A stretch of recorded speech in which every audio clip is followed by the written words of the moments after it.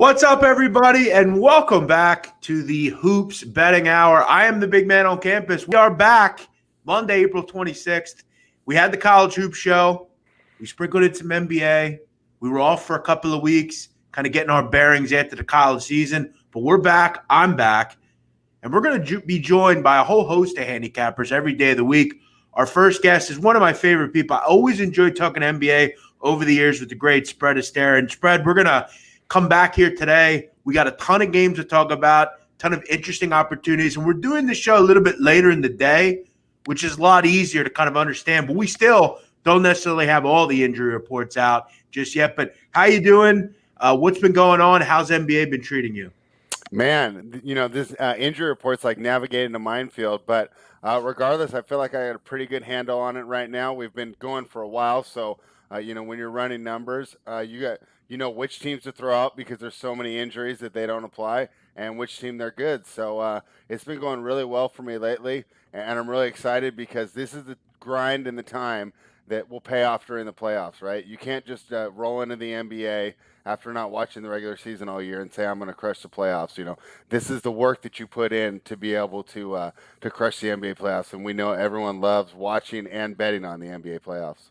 There are teams playing very well. There are teams that obviously have not come out of nowhere, but continue to play very good basketball, whether it's the Jazz, whether it's the Suns. You look at the New York Knicks, though, coming out of nowhere, playing some great hoops. Washington's playing some great basketball. Steady teams like Philadelphia continue to do well. So a lot to navigate today, but we're here, and we're happy to be back again. Noon Eastern every day of the week. Monday, Wednesday, Tuesday, Saturday, whatever. We're here. We're going to have all different sorts of people coming on. Spread will be on a couple of days out of the week, and I'm excited about the show. So make sure if you're new around here, make sure you hit the subscribe button. Obviously, we'll get some people that may not know we're back just yet, but as we go week to week, hopefully you'll join us here on the show. Obviously, Spread, you alluded to it. It is noon, right, on the East Coast. It's 9 o'clock out on the West Coast. Injury stuff still coming in, so we'll kind of navigate through that here as we go game to game. But all in all, Spread, lately you've been doing well. If you've been playing totals, sides, what kind of NBA bettor are you? I'll dabble in totals, but mainly I go for the sides. I like to look at the matchups, and the way that I run my model, it just works a lot better for me finding sides rather than totals. One thing I do like about totals, the only thing I will say about totals this season, I think they would be the easier ones to bet overnight. I was mentioning earlier to you that I don't like betting the overnights anymore. I think totals aren't as affected by the injury news because the pace seems to be consistent regardless. But sides, you got to be real careful. But I've been targeting these sides and been doing really well. So excited to jump into some of that today. Love it. We are powered by the great folks at Pickswise and brought to you by FanDuel. Make sure you're going out and checking out one of the best books in the business, FanDuel. Whether you're in Pennsylvania, New Jersey, Indiana, wherever sports betting is legal, make sure you go checking out FanDuel. So many great promotions, so many great options, so many casino options, so many sports options, so many different things. The NBA or the NFL draft is coming up this Thursday. Obviously, we've mentioned NBA. They've got UFC. They've got college football futures. Whatever you're looking for, make sure you go check out FanDuel. But, Spread, what do you say? Let's jump into it here on a Monday and to get it started with the Atlanta Hawks, who are on a back-to-back tonight. They are headed on the road to take on the Detroit Pistons. Hawks at 4.5. Currently total is 216.5. As I said, back-to-back here for Atlanta. Coming off a good win the other night or last night against the Milwaukee Bucks, a team that obviously have played very well. They continue to play well, Atlanta, winning 7 of 10, but obviously no Trae Young right now. And without Trae Young, you have to obviously navigate through that. That we obviously know how good of a player Trae Young is. The Detroit Pistons are the worst team in the East. And I remember when we did this show, sparingly during the college basketball season when there were no games, I've found spots to back Detroit because there are times where, look, straight up, they're not a good team. They were covering at that point, but this is a bad basketball team. They only seem to really compete against bottom-level types of teams, the Thunder, other teams that are kind of on their level. But against middle to higher end teams, they've really struggled. They're a young team. They're getting there. They're trying to find their footing. How are you navigating this? Obviously, the bettors are coming in and taking Atlanta here, pumping this up to 4.5. This was 3.5 when I was handicapping it. But it hasn't mattered necessarily without Trae Young. Hawks are finding ways to win. What do you like here? Yeah, I'd say the bettors are right here. I think the line move is correct. I have this line at 6. I don't downgrade Trae Young's absence as much, only because Atlanta is able to absorb the loss of the offense so much easier than the other teams. When Young is out, it's like, okay, you're losing offense, but where do you pick it up? Okay, you're getting more shooting from Bogdanovic, who's been absolutely fantastic lately. Get more shooting from Gallinari. He's a fine three-point shooter. This year's probably shooting around the same percentage as Trae Young, right? You get a little more action from John Collins, who's back, and Clint Capella's been absolutely fantastic this year. I don't think that trade could have worked out any better than them. As far as Detroit goes, when they are a bigger favorite, I will back them. They play hard, and they keep games close. They seem to be respectable, but you mentioned it's just not a good team. They just don't have the talent. So regardless if they're out there giving 100%, they usually, have no chance to win. They do keep it close. So here, though, I have this line at 6. I think the line moves right. I think that Atlanta will continue their winning streak. They've been doing fantastic since moving on to head coach Nate McMillan. So that was actually not something that I expected, but he's moved in there and done really well. So I like Atlanta here. I'll go ahead and lay it, even at the moved number that the market moved correctly, in my opinion. Yeah, I think the line's just a little too low here. As you said, if you're getting, 9, 10, 11 points with Detroit, maybe have some interest. But when you look at just some of the moves, and again, I don't think they scripted it to be like this, but when you bring in a guy like Lou Williams, it's really for situations like they're in right now with no Trae Young. Lou Williams really provides that spark, really provides that extra kind of amount you need to get up and over, and he's been huge. You look at beating the Bucks the other night. He had 15 points. Kevin Huerter chipped in with 20. Gallinari, as you mentioned, continues to shoot the rock at a high level. And Clint Capella, adding him has made them a much better defense team. I talked back when we did the show before about their improvement on the defensive end. You look at last season, this was not a good defensive team. And look, I'm not going to tell you they're a great defensive team this year, but they've been better. Okay, they were better than they were last season, and that's going to make them win 5, 6, 7 more games. So, I like Atlanta here. I agree with you. Even up to 4.5, I think, as you mentioned, if this were 6, 7, 7.5, maybe you'd look maybe another way. But Atlanta's been able to pick up the slack without Trae Young. I don't have any issue with this play either. Let's move on. The LA Lakers headed to the east on the East Coast here, headed down to Orlando to take on the struggling Magic. Magic getting a big number, 10.5, total 2-9. Still no LeBron James. He continued. By the way, it is very difficult anymore to get info on LeBron James from a basketball standpoint. All the info on LeBron James is from a political standpoint. You got to really mine for info on LeBron, but a lot to go on with the LA Lakers. Still have, plenty of firepower with AD and with others. But, Dennis Schroeder may or may not play tonight. This is a lot of points to lay to anyone in the NBA. I've always said, I always look when a team's getting double digits. And I like Orlando. I know they're not great. They're very young. I think the oldest player on this team, who is the oldest player on this team? It's like, I'd have to look at it. I couldn't even tell you. They're all like early 20s. They don't have Steve Clifford right now. He's out for COVID protocols. So, this is an Orlando team that's struggling. And they're not playing well right now. Orlando is not hanging in games. They've lost 5 in a row, and all of them have come by double digits. They have one of the worst offensive efficiencies in the NBA. Just a bad basketball team. And look, it's starting to catch up with them. The young, kind of core, they're just having trouble scoring. And the Lakers, very good defense. So you got to wonder, how do they score here, Orlando? Their team total is 99.5. That's all you need to know.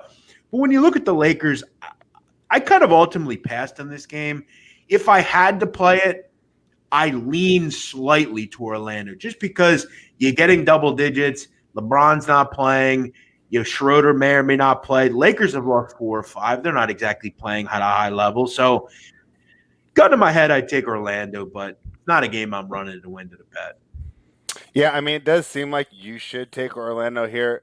The worry here is that the Lakers just use this as a get right game. I mean, Davis Right. called them must wins, which really it kind of threw me. Right, every other team says we don't even care. Like all we care about is health, right? And he's out here calling a game in Orlando a must win, which surprised me. But it also led me to worry, and stay away from this game. That they use it as a get right. They pour it on, and they kind of, use it to build some confidence here. Maybe see the starters a little more than usual. Yeah, obviously it's so tough without Schrader. I assume Davis will play.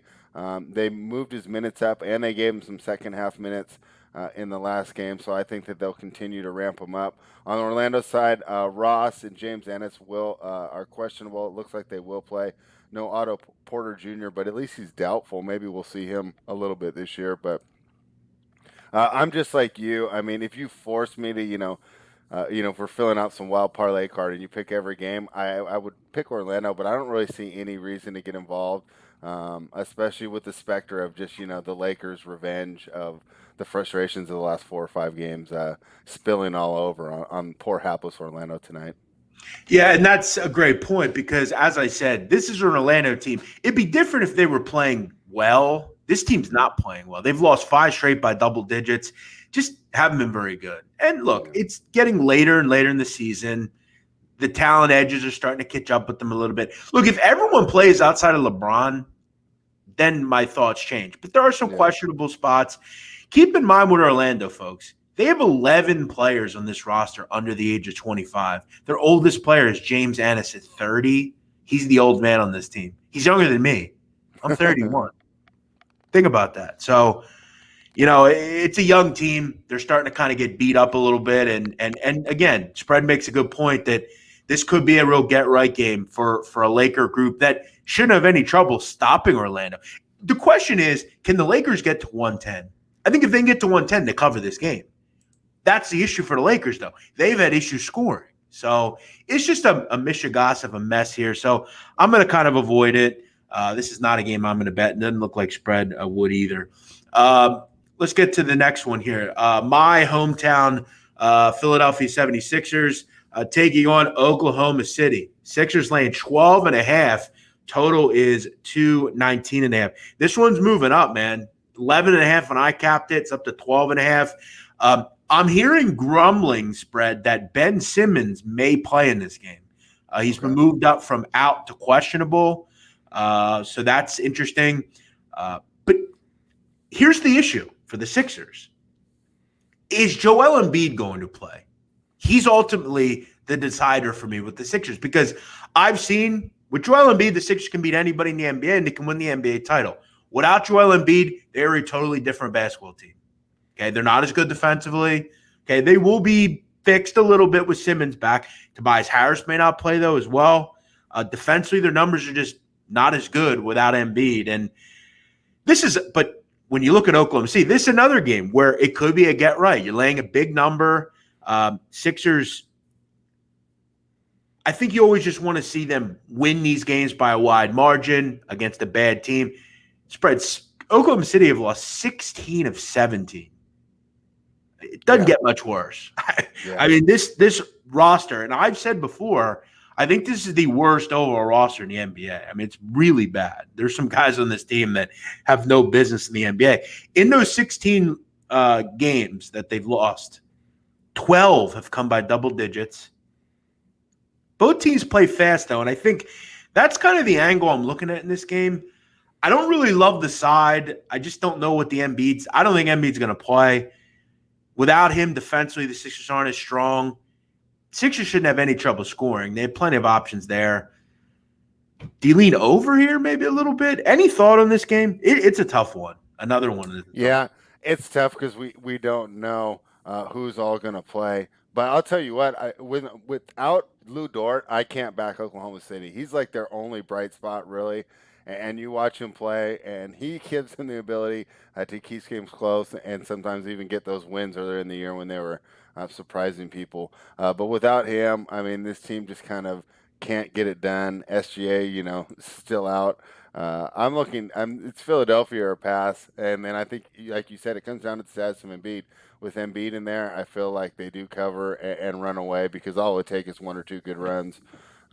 Just because Oklahoma City's not going to be able to match them. Without him, there's really no reason to get involved in this game. Also, if Embiid does not play, I think the over is a better look as well. Yeah, because that was Oklahoma my City can thought. I score mean, better. both these teams are top 10, I believe, in pace. But as you said to me before the show, there were a couple games that Spread and I mentioned, and this is a tough one because there are some really important pieces that really affect the outcome of how this game is going to be played. If Embiid plays, you lean under, you lean Sixers. If he doesn't play, you lean Thunder and over. Simmons throws a little wrench in. Tobias throws a little wrench in. This is a good game for the Sixers to maybe not play those guys. I don't even know that they're going to, even without those guys, they'll beat the Thunder. They'll Right. be, They will. Yeah. they'll be in Exactly. line to win. So, again, it's all about it's a war of attrition in the NBA. When you can get opportunities to rest people, I think you have to do it, especially with it being late in the season. But two games that are tough. Laying a double-digit number, good team, but without a player or two against a bad team that's obviously struggling. So how you approach these, do you just say, fuck it, F it, I'm going to lay double digits with both these teams. Let's just hope I go 1-1. Best case, I go 2-0. Are you going to go 0-2 laying double digits with both these teams? No, there's no way. One of them will cover for Right. sure. So Sometimes at the end of the day, it's just, okay, maybe I just lay it. and that's what's fun about the NBA towards the end of the year. Against these tanking teams, you can start laying these big numbers that at the beginning of the year you'd be like, "There's no way I'm laying 12." Yeah, once you get over that All-Star break level, Yeah. it's not as difficult to lay a bigger number. Obviously, thanks for checking out the show, whether we were live, whether we're after the fact. A lot of people check out the show after the fact. It'll take some time to build it up. We moved it from 9 to 12, but a couple of people in here, thanks for joining us here on the Hoops Betting Hour, powered by Pickswise and presented by FanDuel. Let's move on to the next one. This is a good one. Spurs at Washington in the nation's capital to take on the Wizards. Spurs laying 3.5, total 228. Little surprising here. Spurs a road favorite. How about that? Obviously, Bradley Beal took a spill yesterday, but cryptic comments at the game. I guess he's going to play, right? I mean, it seemed like it was a really horrific injury, but he's going to play tonight. Is that what you're garnering here? It's really tough for me to say. Usually, I can tell by what they put the line at whether or not they expect him. But Seems like he's not going to play with this number. yeah, and the Wizards have kind of been weird because this has been the biggest adjustment the books have had to make over the last couple of weeks because they've just been playing fantastic basketball. So if Beal plays, I love Washington here grabbing 3.5. Of course. But I think this line is insinuating he's not going to play. Yeah. Look, sharp money is all over San Antonio, all over it. And I think we, as you know, have to point this out. Wizards have won 9 of 10, rolling right now. Yeah. I think the cryptic thought is Brad's probably going to play. I don't think he's going to play. Okay. I just don't. We have to point out how good Beal's been because I don't think people quite are realizing it. He's right there in the scoring title with Stephen Curry. We know how good Stephen Curry's been. Bradley Beal scored 29 or more in 8 straight games. The guy's been on fire. Just on fire. I think one thing you have working for you here is the Wizards have been very good in back-to-backs, second of back-to-backs. 28 and 11 over the last 2 seasons in that role. Young team have always been able to get off the mat and continue to play. So that's what we see. And we see this a lot in the NBA. The younger teams, one thing you will get from them, generally on back-to-backs, they're not going to be affected. They give you a good effort. I'm looking at the line here. This line is clear as day saying Beal's not going to play. Spurs win by 7 or more. And the Spurs are playing pretty good as well for that matter. Good starting 5. We know how good Popovich is. We know how elite he is. I'm going the Spurs here. I think this is a clear thought that Beal's not going to be in there. And without Beal, I'm just not interested. Give me the Spurs. Yeah, I'd have to agree with you. This is another one where, I always talk about it. Some of these games, you can't get involved until you see the guys out there on the court. Um, and this is one of them. So I agree with you, but it feels out there. I'm the other way. I was really hoping that he did play. And, I was glad to see a questionable and not like a doubtful or, something like that. Because I would want to get involved in Washington here. I think it's a great spot for him. I love the way they've been playing basketball. I think the Spurs are going to have just problems with them. They kind of match up well. Washington struggles against the bigger teams. I don't think the Spurs can really attack them in that way. Um, so this one I'll wait, and I think that Beal's status directly impacts the way that you bet this game. So if he's out, it's Spurs. If he's in, I like the Wizards. Yeah, it absolutely dictates what you're going to do here. And that's the growing theme for these first couple of games.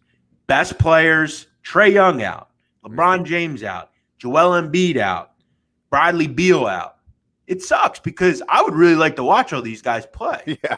But we're not getting them right now. Yeah. So, and look, that's what you're going to see. I mean, again, most of the teams we mentioned, are high-level playoff teams, and, it's not a big deal. Listen, LeBron James, all due respect to the NBA, has never cared about the regular season. I mean, I think we've talked about that in the past. So, yeah, as far as Beal being out, this you have to be able to see in the NBA, this is a clear spur line. This is clearly telling you Beal ain't going to play.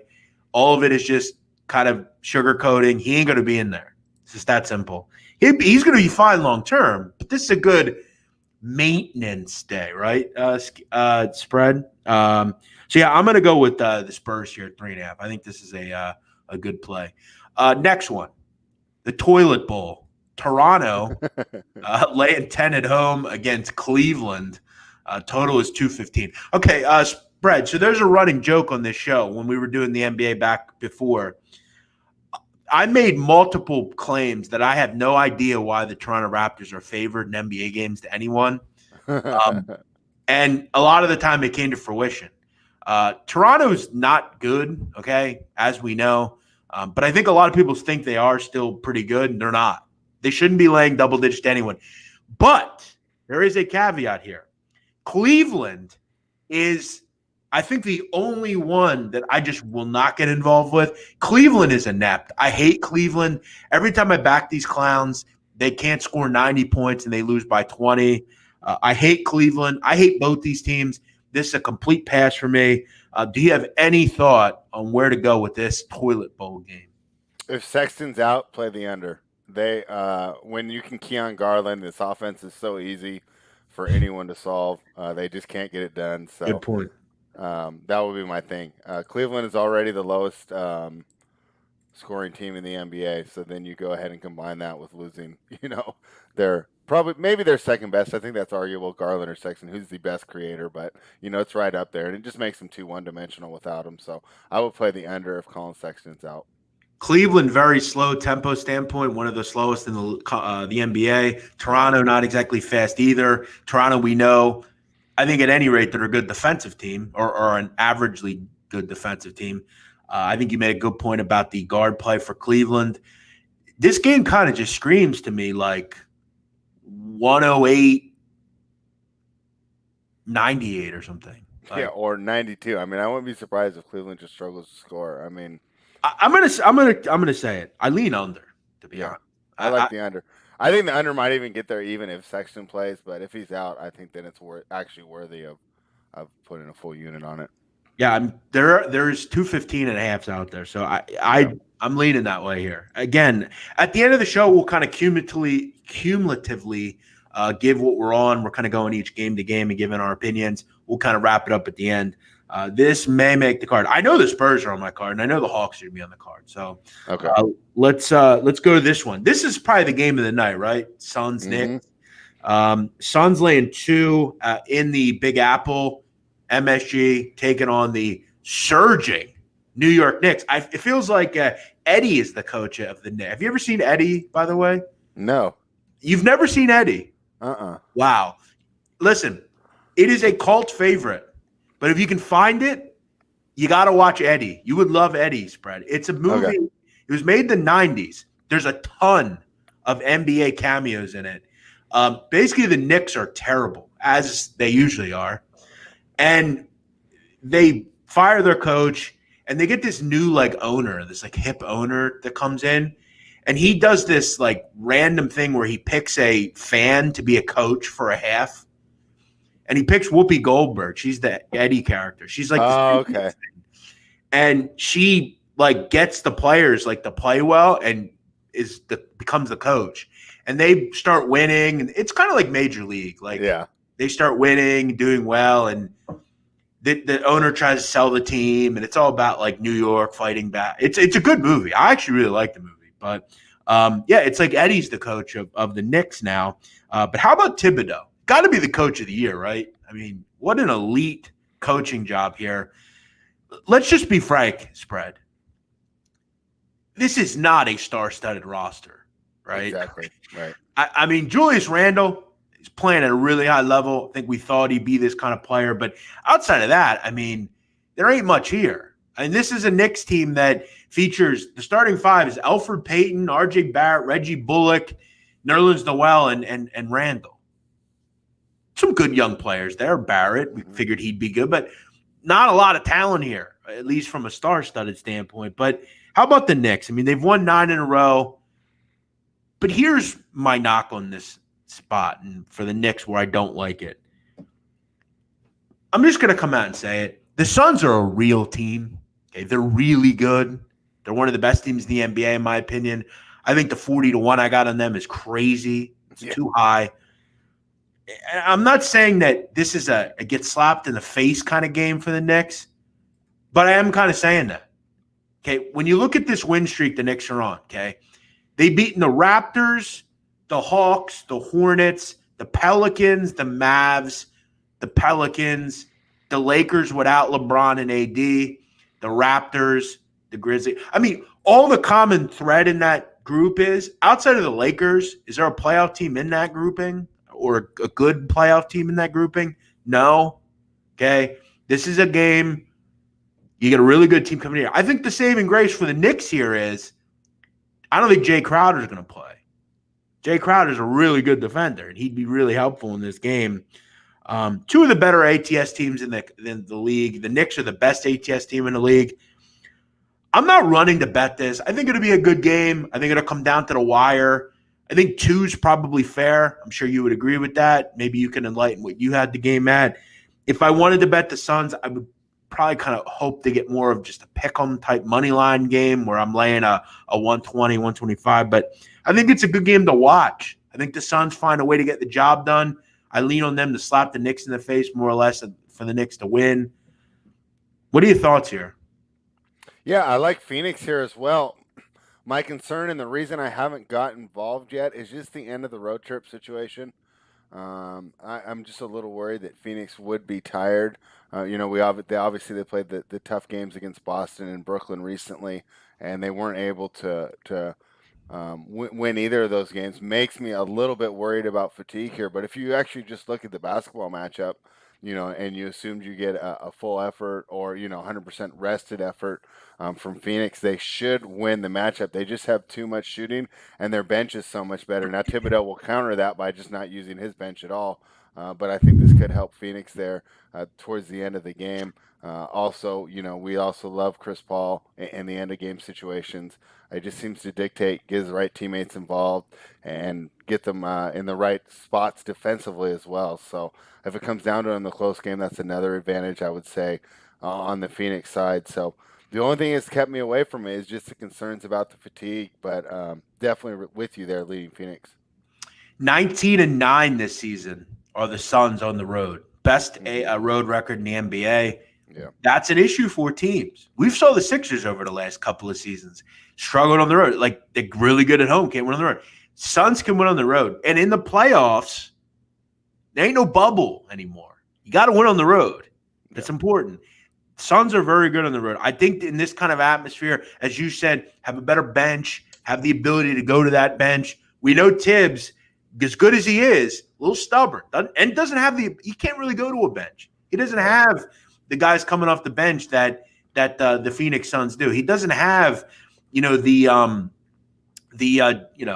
Torrey Craigs or the Cameron Paynes or the Frank Kaminsky's or the Jalen Smiths. Doesn't have those kind of guys. So, agreed. I wish Crowder would play, and he may play. He's not completely out of this Yeah. game or anything. But, lean Suns. I think it's a great game to watch, though. I'll be tuned in. I'll be watching it. And look, again, I want to make this clear because even though I give teams respect, I'll get someone in my DMs that'll be like, why are you trashing the Knicks? Very honorable. I just think this is a game where, and if the Knicks win this game, then you're starting to show me something, man. And that'd be 10 in a row. I mean, you're beating good teams. But the Knicks have become a little too public love to me. And I think this is where the Suns come in and just smack them in the mouth. Right? So I'm going to lean on the Suns, the best road team in the NBA, to get the job done here against the Knicks, who, again, very resurgent. Shout out to them. Christopher Wilson says, love seeing more BMOC content. Thanks, bro. Appreciate that. Arthur Mead says, what's up, BMOC and Spread? What's up, Arthur Mead? Keep in mind, guys, first show, we haven't been on in a while. We're here every day, 12 Eastern, here on the Pickswise YouTube channel. Spread will join us. Ian Cameron will join us. Donnie Wright, Ski Profit, Martin Wise, all sorts of people, Blackjack Fletcher, all sorts of NBA people will join us. If you have someone you want me to bring on, reach out to me. We'll see if we can't get them on. Going to try our best to get anyone and everyone to come on the show here at Pickswise. Let's move on to the next game. The Miami Heat laying 6 at home on South Beach against the Bulls. Total is 2 of 6.5. Very low total. As we know, with these two teams, should be a defensive battle. Would it surprise anyone if this game doesn't get to 100 apiece? No, it wouldn't. And that's the way I would almost lean. But I'll tell you this. Miami continues to be stuck in kind of a holding pattern to me. I don't really want to back them. They haven't really turned it up yet. They're still in playoff positioning, but they're just kind of keeping their head above water. Played a little bit better recently. Found a way to get up and over 500. But, as we've seen with the Heat, Butler's done some good things. Adebayo's been good, but they're not playing to the level that they were at last year, right? Everyone seemed to be playing well. And look, what's the big elephant in the room with the Heat, right? Spread. It's Tyler Hero. Tyler Hero just hasn't been good this season. He hasn't kind of lived up to what he was before. It almost makes Pat Riley look stupid for not moving on and bringing in someone else, like a James Harden, maybe. I just don't have any real trust in Miami. Don't really want to lay 6. If we've seen anything from the Bulls, they're not great, but you talk about a team that's covered games. It's the Bulls. Pretty good against the number this season. I like Vucevic. I like that move. And one other thing with the Bulls, I mentioned their ATS success. I mean, if you've bet every Bulls game this year, you're up money. So they've been good on that level. Small lean to the Bulls. Not a game that I really want to bet them in. I just don't really have any interest in Miami. Yep. I mean, I like Chicago here. This is something new we've had to deal with. I talked to you before we went on about how much different this season has been than any other NBA season. So we're adjusting handicaps, and this is a new thing that we've had to encounter, these back-to-backs in the same arena, against the same team. And a lot of times, especially ATS, the profitable way to do it is the zigzag. We use the zigzag in NBA playoffs, and it's worked here as well. Kind of the same idea here. Miami closed at 4.5 there. And now you're getting 6. I really don't see what's that much different. I was on Miami in the last game, and I felt lucky to get the cover there. I mean, they were up by a lot towards the end of the game. Chicago did come back and make it close. I like Chicago here to keep it close again. Obviously, missing Levine is so tough for this team, but Kobe White can score, more Vucevic. They can kind of absorb it, and I do like the way that Tice has kind of fit in on this team as well. So I like Chicago here +6. Yeah, and again, adding some veteran presence in with Tice and Vucevic, obviously helpful with some of the young guys. I agree. If I had to play it, I would take the Bulls. Not going to be on my card, but again, just no real trust in Miami to win by margin. Just kind of kept their head above water. And that's kind of where they are. I want to answer this question here quickly. Demetrius Corrales, who wins the NBA MVP? Well, look, if you're looking in the betting markets, Nikola Jokic is a huge favorite. I mean, he's almost 4-1. He's at 380 to win the NBA MVP at FanDuel.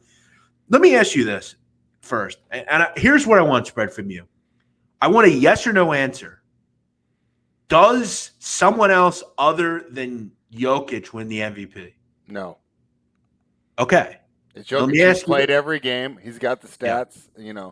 The team. And with Murray, it's obviously a lot more on his shoulders, right? Yeah. But let me ask you: is there a way that you could justify? And Embiid's been very good, but him being out hasn't helped. He's not winning it.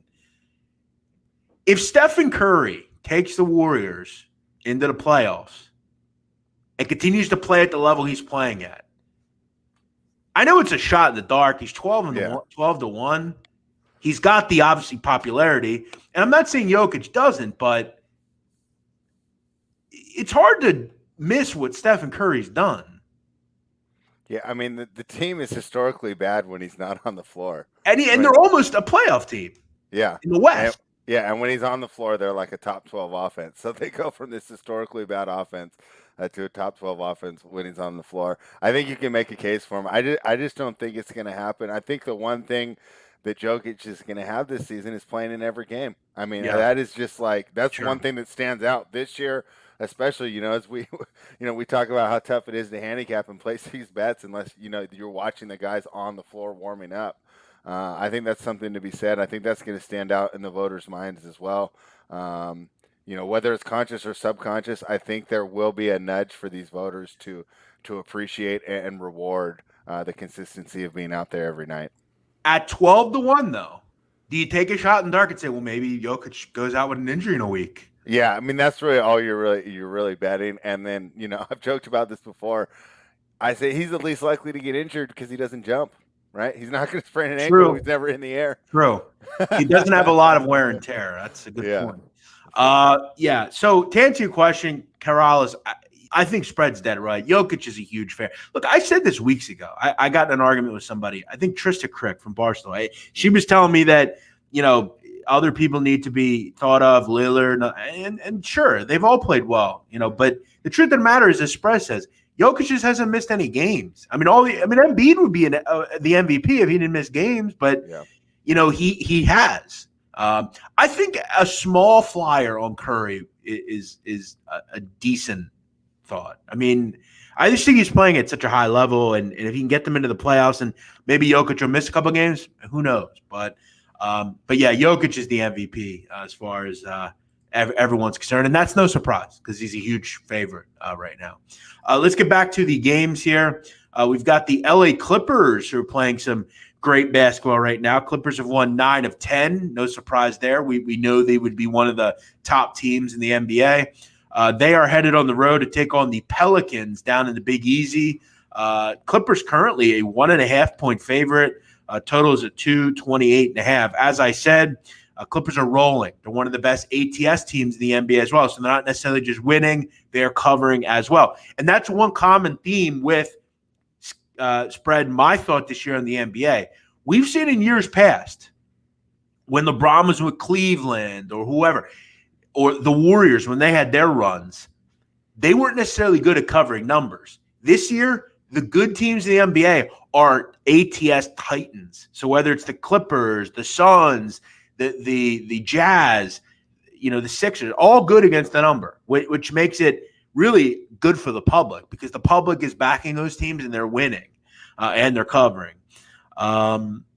Is this a slip-up spot? You look at the Pelicans, you kind of just assume they're good, but they're not. They've lost a lot of talent over the years, as we know, with just moving players on. And obviously having a guy like Zion Williamson's great and all, but doesn't it kind of strike you, spread, that this is kind of what they're always going to be? Zion's really good, but he's not great enough to lead the team to victory and go to the playoffs and do big-time things. This is still a team that even with Brandon Ingram and Zion Williams is just not enough. You just don't have much from anyone else. Guard play's not great. It's just not exactly what you want. I thought a guy like Drew Holiday would have been kind of the way to continue to go, but they moved on from him. This seems very slip-up spot to me, kind of square, but Clippers seem like the play to me. I just don't have any real interest in New Orleans. Yeah, no, because New Orleans, they're terribly coached. I think a lot of this goes down to Van Gundy. I think they have a lot of talent on the roster. Fortunately, I don't think it's that well constructed, and I think they're kind of learning, the problem of having Eric Bledsoe on a non-contender team. Yes. He can check out on you, and there's been a couple games the past couple weeks, where he's made some glaring defensive errors that just seem like he's not paying attention. So I think it puts Van Gundy in a tough spot. I'm surprised he's not going with some of the younger guys.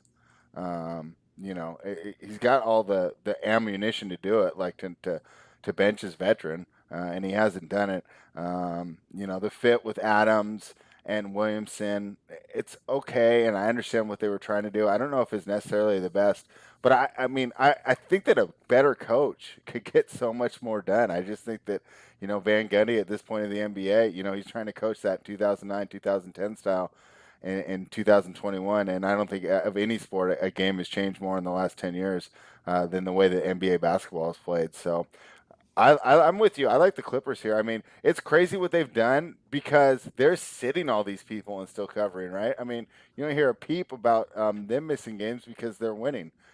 Beverly's going to be out tonight. Ibaka's still out. Leonard's still out. And I'm also seeing Luke Kennard's out, and I still like them here. So that might just show you how much more I like Ty Lue as a coach than Van Gundy. But, yeah, I'll take the Clippers here, too. I can't trust these Pelicans. Yeah, when you look at the Clippers, I mean, really have gotten great performance from a lot of these just random guys, whether it's Reggie Jackson or Zubac or DeMarcus Cousins or, whoever, Patrick Patterson. As you said, they haven't had a full complement and they're still winning games. And again, this isn't the Rockets, so, this could be a little bit more troubling. Here's the thing for the Pelicans, okay? I think you made a very, very astute point about Van Gundy. I actually like Van Gundy as a coach in general. This is not the team for him, though. And I think kind of the issue is you hit it on the head with Bledsoe. Bledsoe sucks, okay? Let's just say it right now. He's just not any good, okay? He was benched the other night for Najee Marshall, okay? That's all you need to know. And look, Najee Marshall was a great college player at Xavier, but, I mean, Eric Bledsoe's a known veteran. You shouldn't be getting benched for him. He's been horrid. Steven Adams hasn't really panned out necessarily. And the truth of the matter is in the NBA, 2 or 3 guys every night isn't enough. You need that bench scoring. You need those swingmen type of guys. They're not necessarily getting that. Okay, they don't no longer have the Drew Holiday that can give you, 20. They don't no longer have the Josh Hart, right? Those kind of guys. They're not really figuring themselves out. So an Ingram, Williamson, and Ball, it's great and all, but it's not enough. It's not doing enough. So is it a game I'm running to bet? No. But I think the Clippers, as Spread said, even without their best triumvirate of players, they're still covering and winning games.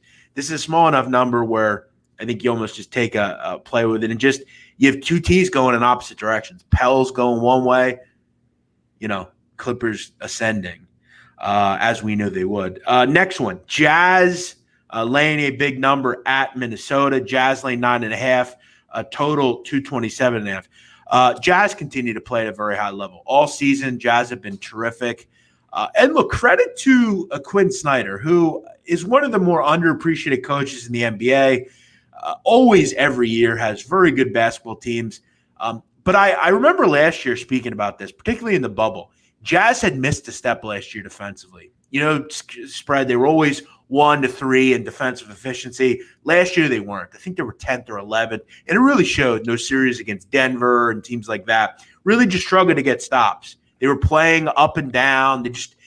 And the problem that they had ultimately was guys like Royce O'Neal and Rudy Gobert were net negatives offensively, and they weren't able to complement that. This year, they are complementing for that. Guys like Jordan Clarkson are stepping up and playing at high levels. But right now, they have no Donovan Mitchell. Do they continue to kind of play well? And they didn't the other night. They actually lost to the Minnesota Timberwolves outright. Didn't even score 100 points in that game. Look, without Donovan Mitchell, it's important because, again, when you lose Mitchell, you lose 24 points a game. O'Neal gives you nothing on offense. He is a 5 against 4 kind of guy. He doesn't give you anything. Gobert, I like Gobert, but he's not exactly an offensive standout. Um, I don't know. If I'm going to take a double-digit-ish dog tonight, it's the Timberwolves.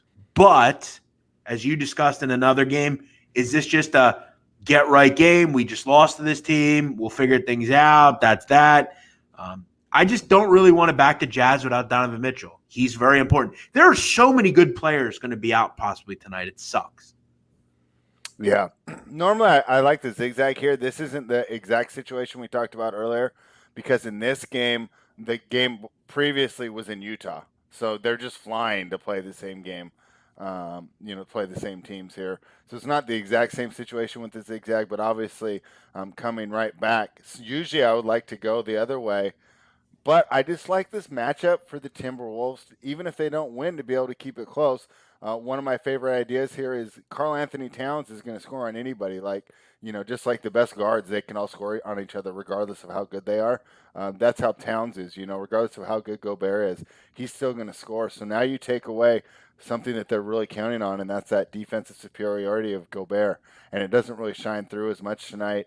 I just like the athleticism of Minnesota's younger guards here going against the older, slower wings, Ingles, Bogdanovich, Conley. He's still great, but he's definitely lost a little bit of speed. We're going to get Edwards and McDaniels out there.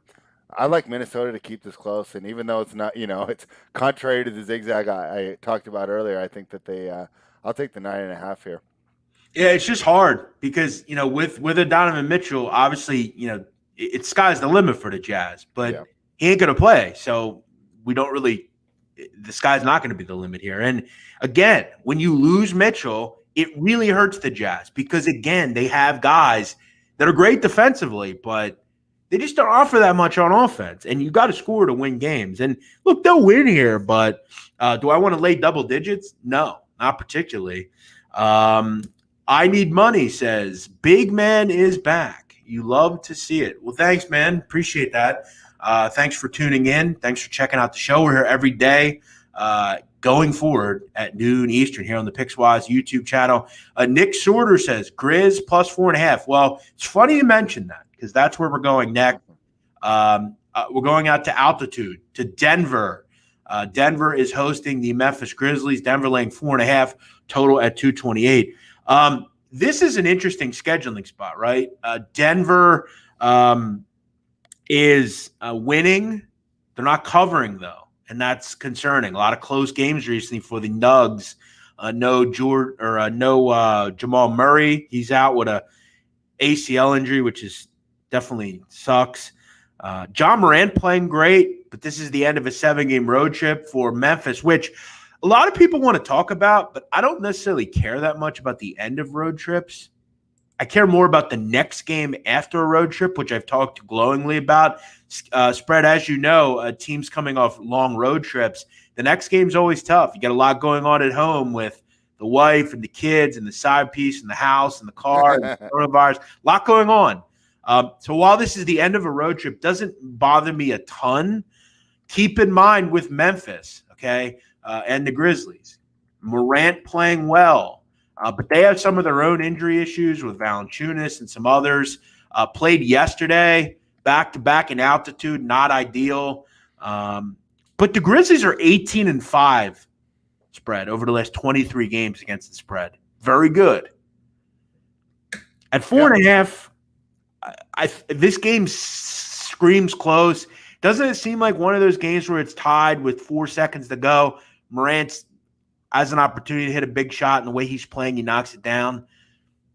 I would love to see this get to 5.5. The number's just not great. I guess it's good enough for me to have some interest in the Grizzlies. I'm just not interested in the Nuggets right now. Sorry. Yeah, so I'm on the opposite side of you here. I think you can make some good points for the Grizzlies. They're 20-10 against the spread. 13-6 is road underdogs here.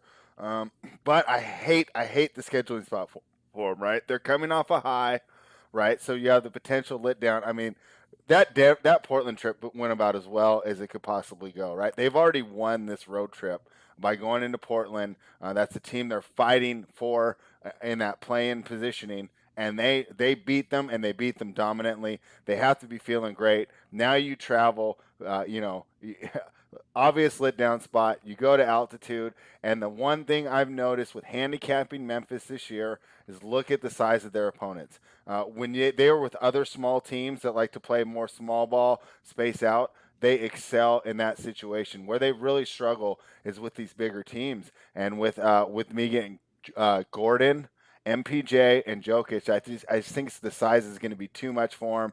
Even with is Valanciunas playing tonight? Is he finally back?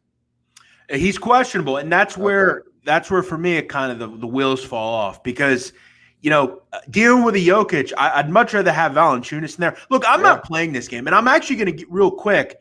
I'll let you finish your point, but I do want to throw this out. And one of the commenters, I need money, is bringing this up. He has over 18 and a half for Morant. I'm not a big player prop guy. I don't really do them. It's actually 20 and a half now.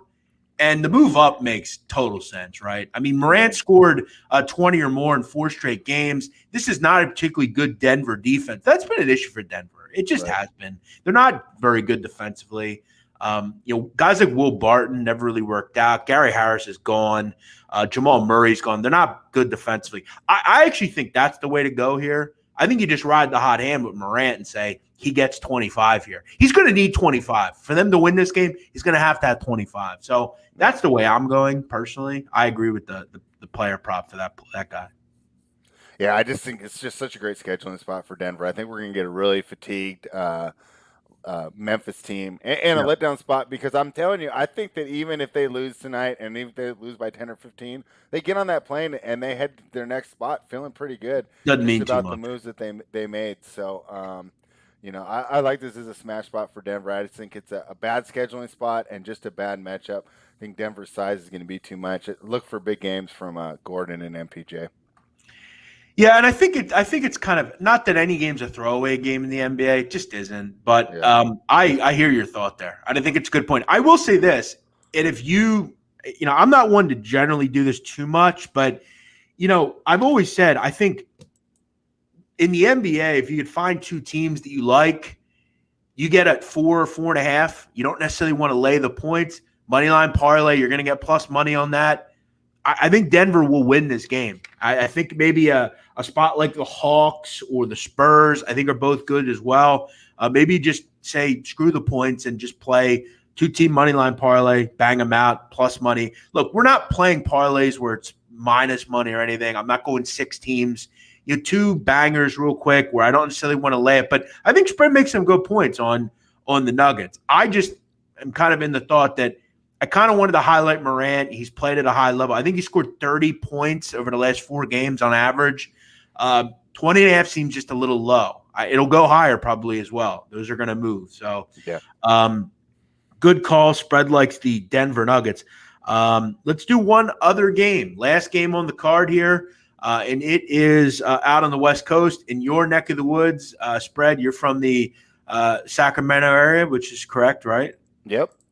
You got your hometown Kings taking on the Mavericks.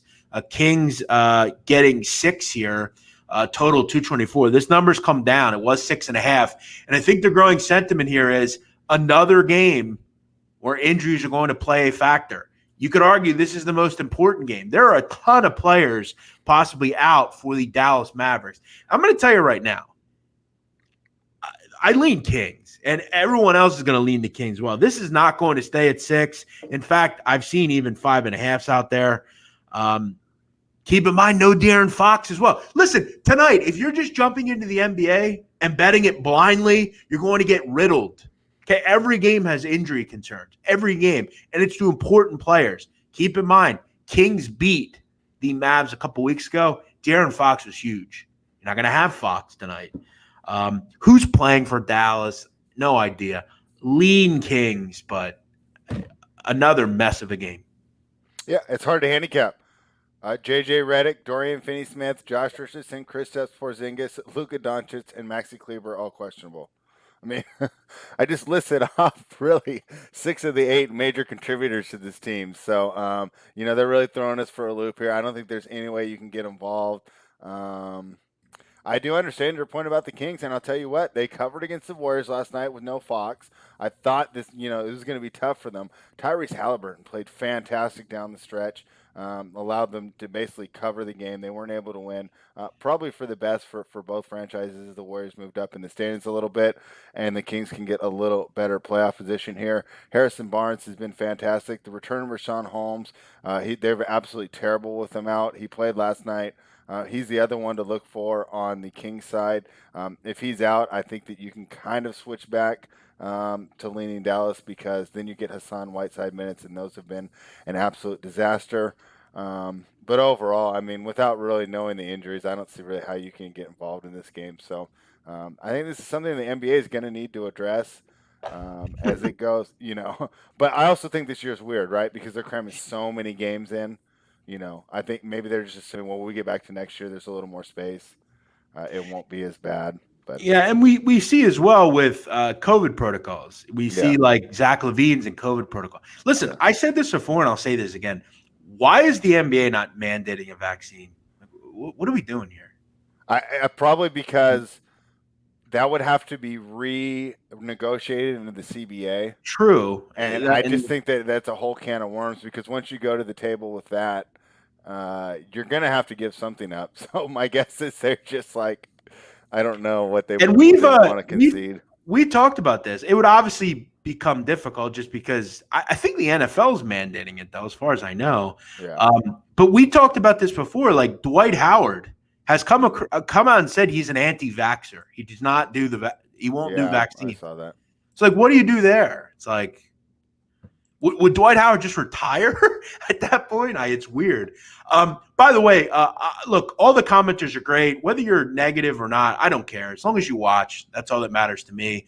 We appreciate everybody watching. But this is one of the dumbest comments in the history of the show. Mike Maya chimes in and says, Darren, by the way, Darren Fox sucks. Stop with the hype. First of all, Mike, it's De'Aaron. Second of all, 25 points a game. He's got a great player efficiency rating, top 25 in the league, I believe.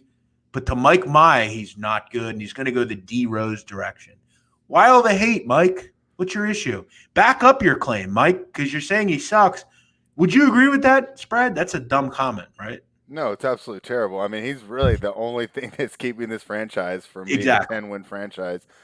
Probably the fastest player in the league now that Westbrook's got a little bit older. Fantastic fishing. He's learned the floater there as well, so he doesn't necessarily need to get to the hoop. All he really needs on the offensive end is the three-point shot, and he's going to be an absolute monster. The three-point is still below 35%, so he'll still shoot it, and he can still make it, but not enough to really put pressure on defenses. But if that was above 35%, I mean, I think their offensive efficiency rating would probably go up by like 5 points. He gives you effort on defense, sometimes struggles with the smaller frame. But no, I mean, De'Aaron Fox is arguably an all-star. If he was on a better franchise, I think that he would have made it, right? But it's just there's so many worthy candidates, it's hard to reward a team that's always losing. Yeah, he's in a rough market with a bad organization, as you know. Yeah. And that's the issue. You're kind of overshadowed in California by the Lakers and the Clippers. It's rough. Golden State, it's rough. Now, if you said Eric Bledsoe sucks, I would agree 100% with you. Yeah, especially now. Give the kid respect. I mean, he's elite. He's high level, very good.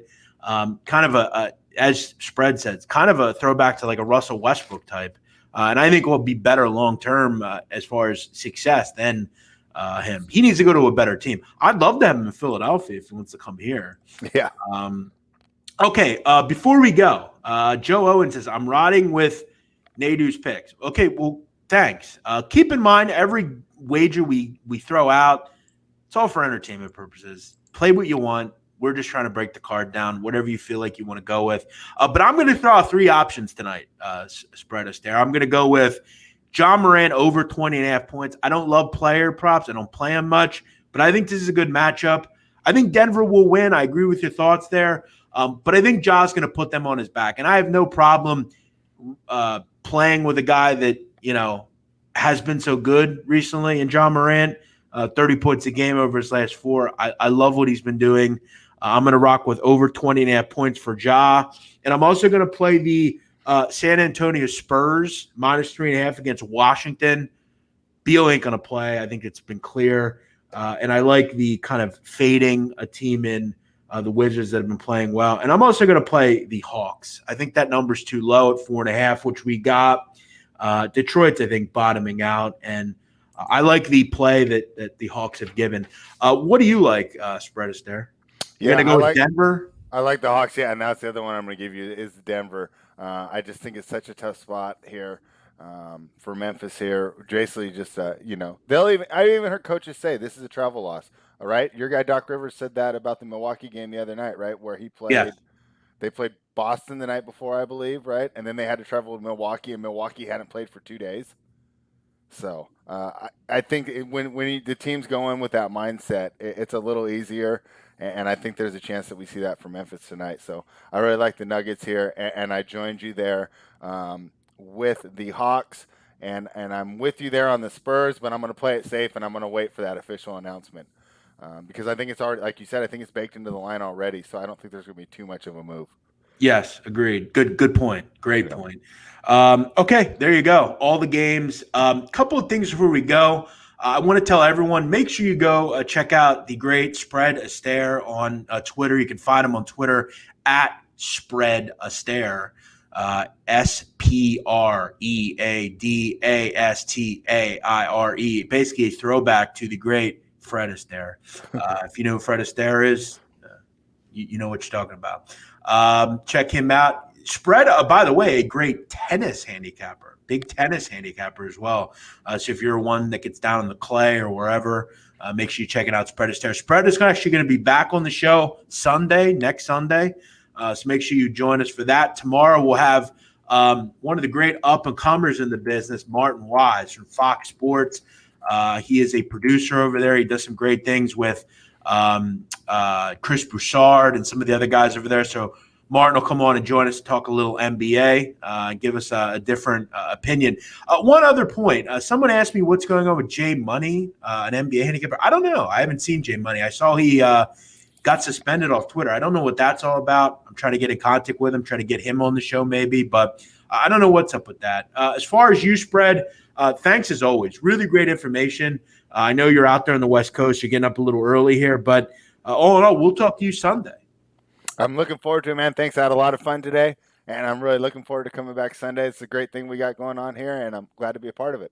Thanks, Spread. As always, we are here every day, Monday through Monday, 12 o'clock Eastern, here on the Pickswise YouTube channel, presented by FanDuel. Make sure you catch us every day. Make sure you hit the subscribe button if you're new around here so you never miss a show. We are going to be here taking you all the way through the NBA Finals.